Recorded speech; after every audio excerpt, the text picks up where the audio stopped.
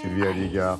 Pourquoi est-elle là? Parce que finalement, le monde animal est un formidable terrain de jeu et de création pour vos designers chéris. Exactement. Alors, on peut parler d'un vrai marché et pas une niche. Ah, excellent. Oui, bah oui, il fallait que je fasse celle-là. Alors, je vais me lancer dans des chiffres. J'annonce 63 millions d'animaux de compagnie. Un foyer sur deux possède un animal de compagnie familier. Moi, j'en ai 3 personnellement. J'ai un chat, un chien et un poisson rouge. Donc, les Français plébiscitent les chats. Ils sont près de 13,5 millions contre 7,3 millions de chiens. Bah alors, et on compte... Combien de chiens ont des hommes?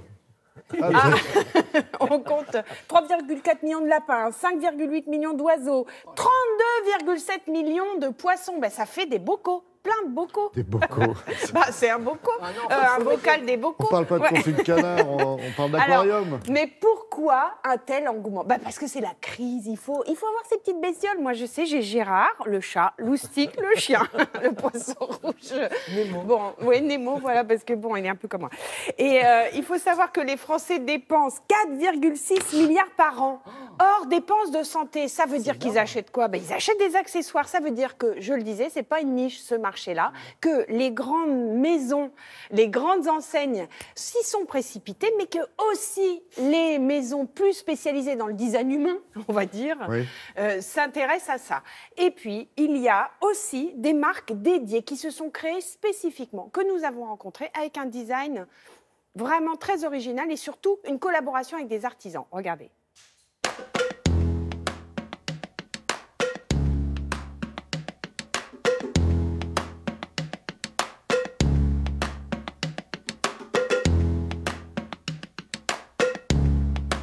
L'idée derrière la collection est assez simple. J'ai offert un lapin à ma filleule et ne trouvant pas de cage design tel que je le souhaitais pour que ça puisse rentrer dans la décoration de l'appartement de ses parents, j'ai décidé avec mon associé Marc-Ange de dessiner une collection et de la produire en cherchant à garder des matériaux assez nobles, tout à la main et bien sûr en France et en Italie pour rester dans le milieu de l'artisanat.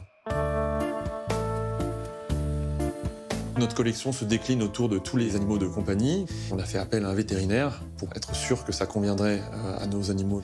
Et ensuite, ça a été vraiment l'inspiration qui est sortie de tout le studio de design, ce qui nous a donné en effet beaucoup de difficultés pour certaines pièces à réaliser, telles que l'aquarium qui est là ou la cage à oiseaux, puisque ce sont des pièces qui ont besoin d'être équilibrées, notamment pour la cage. Il ne s'agissait pas seulement d'avoir un beau dessin, mais il fallait quelque chose à la fois de fonctionnel et techniquement réalisable. La ligne directrice dans la collection en termes de matériaux est bien sûr de travailler avec les matériaux les plus nobles. Donc vous retrouverez sur chacune de nos pièces du chêne massif. Nous avons également collaboré avec une illustre maison danoise de tissus d'intérieur parce que bien sûr que les animaux allaient utiliser nos pièces, mais d'abord ceux qui allaient les acheter sont les humains qui veulent chez eux avoir un design un peu plus épuré, un petit peu plus propre. Donc, en effet, toute la collection est faite en matériaux très nobles. Le globe de l'aquarium est fait par le meilleur ouvrier de France en verrerie.